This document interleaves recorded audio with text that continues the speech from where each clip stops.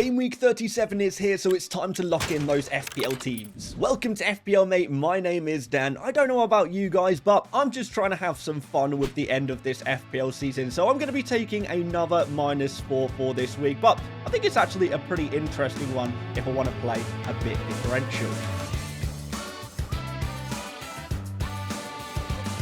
So guys, a green arrow for me in game week 36, actually my 4th green arrow in a row, which is the first time I've done that all season somehow. Don't ask me how that's possible, but yeah, unfortunately at this stage of the season, a few points gained is not really enough to make a major difference to rank, even though there were a few players with some FPL returns. Areola and Konsa paid off instead of going for the likes of Saliba, although Dan Burn 11-pointer on the bench does hurt just a little bit. That's the second time he's stung me whilst he's been in my squad with points there. Also, the differential captain didn't exactly pay off. I went for De Bruyne instead of Mbermo, but 3 points lost is really the least of my concerns at this stage of the season. The forwards, on the other hand, terrible all round, so maybe some surgery needs to be done in the forward position, but actually, hey, not such a bad score in the end. 60 points, -4, small green arrow. Let's see if we can, I don't know, break into the top 300k or something like that. I don't even really know what my target is at this point, but I just want to try and at least have some fun and enjoy myself, and I am going to be taking another -4 this week in order to do exactly that. That's my achievement this season now. Just trying to have some fun. If I've had fun, that's a success, right, guys? Or at least that's what I'm going to tell myself. But guys, if you're having fun enjoying these videos, make sure you do drop a like. It really does help out so much. And do subscribe, of course, if you are new around here. Let's have a look and see what I've got in store for game week 37. So I've got 1 free transfer, 1.2 in the bank. No problem. I'll just take a hit. But let me show you what I have for my team right now. It's actually looking not so bad. So let's start off in goal. We're going to go for Areola in goal first of all, at home against Nottingham Forest. Once again, I'm going to bet against Arsenal, yes, my own team, because I actually think there is maybe some opportunity here. So let's bring this up on screen, guys. So this is a table of Premier League teams over the past 10 game weeks and how many non-penalty expected goals they have per appearance. So we see Nottingham Forest actually bottom 3 in the entire Premier League. They are not really generating any significant chances. They have the worst amount of big chances created during this 10-game week period. And I'm watching this Nottingham Forest team, and they don't look that good. Certainly in attack, this is a bottom 3 attack right now. They've got a little bit fortunate earlier on in the season, but they're really showing themselves at the moment. And West Ham, even though I don't think West Ham are necessarily an amazing defense, they're probably a mid-table defense right now. So taking on a low XG team with a goalkeeper might not be such a bad thing. And what's more interesting is that actually Nottingham Forest do take a reasonable amount of shots. They're kind of like mid-table for total shots taken. But if they're taking a lot of low quality shots, that is going to be opportunity for save points as well for Areola. And we could see a similar score to what we saw from him in game week 36. So I'm going to be brave. I'm going to take the plunge and we're going to go with the backup goalkeeper once again for game week 37. Moving on into the defense, we've got Gavardio. Of course, no one is concerned about him being a great pick. Bournemouth struggling to score a little bit at the moment. I think we could get some FPL points here. Ezri Konsa is next up against Spurs. And, you know, Spurs, we are aware that they are prioritizing Europa League, the Europa League final. They already have some injury issues. They do not want to get any more injured players before the Europa League final. So I'm expecting a heavily rotated Spurs squad against Aston Villa. Now, Aston Villa, on the other hand, have so much to play for with a Champions League spot at stake right now for them. So Spurs will be, you know, maybe on the beach for the Premier League, and Aston Villa are still all guns blazing. And what is even more interesting is actually we see Villa have been a really strong defense recently. So let's have a look at through some of these clean sheets. So let's go over the past 8 game weeks, for example.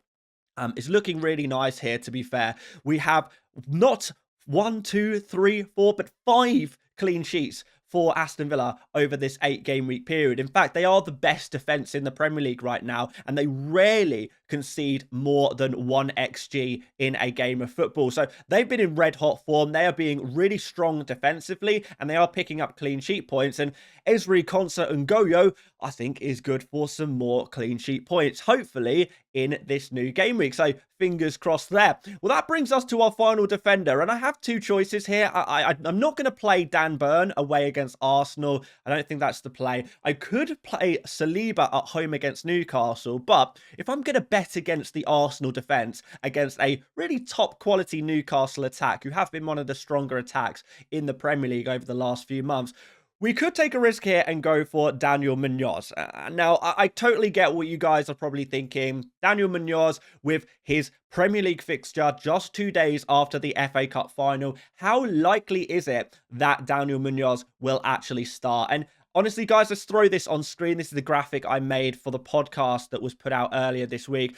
Yes, I definitely appreciate that Crystal Palace are going to rotate heavily for this game week, and that is going to impact all Crystal Palace players. Nobody is 100% safe. Everyone has some degree of rotation risk here, but I also think some players have more rotation risk than others, and Daniel Munoz is a player who pretty much plays every minute he's available throughout this season. The only player who can maybe really play in his position that we've seen a few minutes of this season is Nathaniel Klein, kind of 34-year-old, previously a right back, now more of a centre back. Really, he's played more of his minutes at centre back this season. So Munoz is really the only natural right wing back in the entire club, and given that he does play so many minutes, he is such a fit guy. And, you know, we've got just a few games left of the season. This will be after the FA Cup final, so it's not like he's going to be saved for the FA Cup final. This will be after that game. If he is available for that, then I hope that he can maybe play 65, 70 minutes,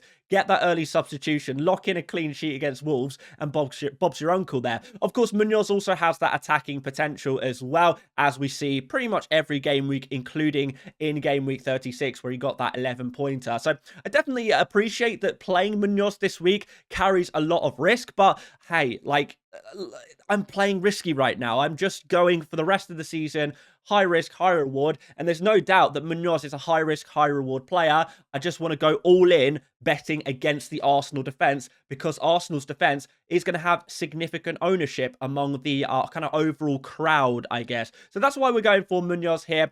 Yeah, risky, but hey, high risk, high reward. You don't get if you don't try, at least. And Wolves at home is certainly a much better fixture for Munoz than Newcastle at home is for Arsenal. So let's move on to the midfield next. We've got Mo Salah in midfield currently off the back of yet another blank. Didn't even take a shot against Arsenal. Brighton away. Who knows what Brighton team will turn up on any given game week? It is a constant mystery. But what's interesting about Liverpool in general right now is they are on the beach. Literally, yes. We've seen pictures of Liverpool players on holiday in Ibiza and, you know, in Qatar. They are all over the place right now, and yeah, they're barely even training anymore. Even Arne Slot kind of suggested that it's difficult for players to, you know, keep their head and be in full concentration when they've already won the Premier League, and they kind of suggested that, you know, Brighton, it might be difficult, but they're going to try and get their heads back in the game for the Crystal Palace game in Game Week 38. So I'm not really expecting too much from Liverpool in general in Game Week 37. So yeah, is Salah worth 13.7 million? No. Is he worth a transfer? That's a different question. And certainly if you want to play it safe, you won't be selling Mo Salah ahead of the next 2 game weeks, considering he does still have individual achievements to contend with between now and the end of the season. But our next midfielder is De Bruyne. Disappointing captaincy last week. Creative lots. Had some shooting opportunities as well, but nothing really major in that game against Southampton. I consider myself a little unlucky not to get more from my Man City boys last game week, but it is what it is. But going into the next fixture at home against Bournemouth, it's not such a bad fixture. You know, at home against a kind of mid-table kind of defense there, it's not too bad. Maybe I think De Bruyne playing his final game at the Etihad, he should be secure for minutes, I would say. Obviously, there's no guarantee, but you have to imagine that even Pep Guardiola with his rotation isn't going to be such a monster as to take away, one of the defining players of Pep Guardiola's era at Manchester City and this whole era of dominance from Manchester City. And De Bruyne was a huge part of that. He has to play his final home game ever for Man City. Surely he has to start that game. Maybe he gets an early sub for a standing ovation, maybe like 80 minutes, something like that. I wouldn't be surprised, but I think he plays, and I'm pretty confident about his minutes actually. Maybe even more confident than someone like Salah, who's playing for like an on the beach team. But moving on, we've got Brian and Burmo at home against a struggling Fulham team. I don't think that's such a bad thing, really. Fulham are just in such bad form recently, and I think Burmo, even though maybe disappointing for some people last game week with just an assist, hey, it's better than nothing, and we know what Mbermo's all about, that talisman of the Brentford side. And finally, in midfield, we've got Jarrod Bowen. And I want to talk about this Nottingham Forest fixture again, because we are going to be circling back to this, actually. So, Nottingham Forest, for their position in the table, which, by the way, is dropping, they are in some pretty awful form right now. In fact, they've only won one of their last 6 games, and that was against Tottenham Hotspur, which doesn't say too much right now in the Premier League. They're also conceding plenty of chances, kind of far more than they have done previously. And even though West Ham, I don't particularly rate as an attack, I do really like Jarrod Bowen as an individual attacker, and he seems to be non-stop getting attacking returns. It's one per week. It's really, really nice. And I think with Nottingham Forest, in the current form they are, I wouldn't be surprised to see here maybe a 1-1 draw with Jarrod Bowen on the score sheet once again. So yeah, I'm absolutely fine with Jarrod Bowen. Of course, game week 38 is going to be Ipswich as well, so a nice pair of fixtures to finish off the season for him. He's actually been a pretty nice pickup since I bought him a couple of game weeks ago, proving like a really nice asset, and maybe has helped me get a few green arrows finally. Too little too late, Dan. Maybe you should have picked him up a little bit earlier, but there we go. Let's move on into the forward position now.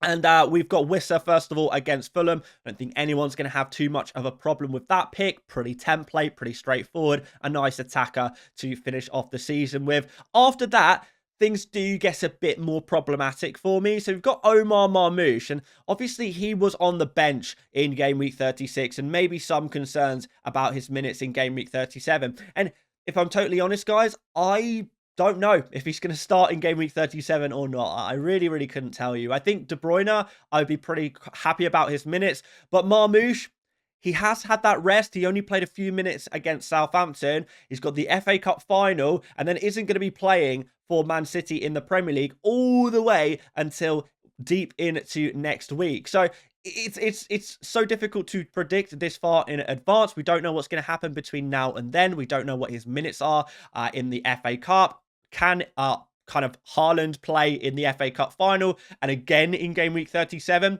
Now that's where I think, maybe this is going to be a Marmoush week. If Haaland plays, obviously played the full 90 against Southampton, which is crazy. He even had to play that many minutes. Haaland is going to be prioritised to play in the FA Cup final because he is one of City's best players. Then after that, it could be that Haaland just needs that little break ahead of the Club World Cup. And if so, maybe Marmoush is going to be the guy who steps in and takes the striker position. Of course, Marmoush can play as well. If Foden drops out of the team for game week 37, for example, or, there's no Doku or there's no Savinho, Marmoush can take one of those slightly wider positions as well, or can play as part of a front two with Haaland, and maybe we might see De Bruyne behind the pair. We could see something like that as well. So there's definitely a lot of possibilities for Marmoush, and it's not like he's been playing badly. It's not like he needs to be dropped or anything like that. So I think there's a significant chance that Marmoush starts, and if he does, he's a pretty fine FPL asset in my opinion. So yeah, happy. I think I'm happy to stick with him. I think, and I kind of like the idea that a lot of people have already sold Marmoush. I just benched him last week, but maybe this can be a bit of an edge. I guess we'll have to wait and see. Mateta, on the other hand, yeah, Not happy about this one. I think of the Crystal Palace players that are more likely to be rotated in Game Week 37, I think Mateta might be one of them, with that natural replacement in Eddie Nketiah ready to fill his boots at any moment. So for that reason, I think Mateta is a player who we've seen manage this season. He's not like Munoz, who seems to be able to play every single game. Mateta has been managed. He's been getting early substitutions, and like I say, there's that ready-made replacement for him for the starting 11. So for that reason, Mateta is a player I am not so keen on, really, and would be a player I would be looking to sell here. Is there any cover I have on the bench? Not really. This is what we got, guys. We've got Raya, who, like I said, we're going to back against Arsenal. So Raya and Saliba are going to sit on the bench for me. Ismail Assar, he's arguably in the same kind of predicament as Mateta. Yes, Sarr does play more minutes than Mateta, but there are more natural replacements in the wing positions compared to like, you know, a right back like Munoz, for example. So, you know, Sarr and Eza, we could see Essa, yeah, distinction between Eza and Essa, and of course Kamada as well. So there are a couple of alternatives in those kind of attack positions for Crystal Palace compared to maybe in the right back position. So I'm not super keen on Sarr. Maybe his minutes potential is better than Mateta, but not by much, I don't think. And of course, Dan Burn, not going to play him away against Arsenal. So we need some surgery. We need 2 transfers. What are we going to do? Well, of course, the same thing that has been on everyone's lips is targeting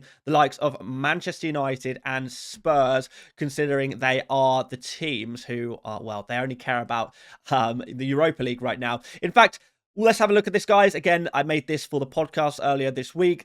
This kind of shows just how bad Man United and Spurs have been. In their combined 20 previous Premier League games, the 2 teams have 3 wins between them. And those 3 wins were against Southampton, Leicester, and Ipswich. So, yeah, not really too hot, these 2 teams. And they are both teams coming off the back of a lot of goals conceded. 4 goals conceded against Brentford and Newcastle for Manchester United there. And for Spurs, 5 goals conceded against Liverpool, 4 against Wolves. And this is all in recent game weeks as well. So these are 2 teams that are definitely worth targeting right now, and definitely 2 teams I am looking to target. And I'm going to do that by picking what I perceive to be the best players playing against each of these teams. Now, of course, Ollie Watkins is a super obvious transfer in this week. I would be looking to do Mateta to Watkins, but I can't quite afford that. So let's take a -4. Where are we going to take a -4? We could do Marmoush down to a Jamie Vardy, but I mean, I've kind of cooled on Jamie Vardy a little bit. I did like the look of him earlier this week, but apparently Vardy is not going to play in Game Week 38. And considering that he is on 199 goals, I do wonder if he gets subbed if he scores just once for Leicester to go to exactly 200 goals for Leicester. That would be the perfect ending for him. Standing ovation at the King Power Stadium. So I probably need to resolve more problems in my team personally than to go for a 1-week punt like Jamie Vardy. And I'd like to pick a player who is going to be good for 2 game weeks. I want to take a risk as well. So where does that leave us? Where are you guys thinking? How do I get the money? Just only need like 0.5 million kind of tops to upgrade Mateta up to Watkins. How are we going to do it? Well, it's very simple, guys. I'm going to downgrade Salah to Palmer. Yes, I know a lot of people are not going to like the look of this pair of transfers, but hey, it's my team, guys. I told you guys I'm playing risky. My season's done. I can take some risks. I can have some fun, even if you guys are less willing to do so. Palmer has actually improved in form just a little bit recently.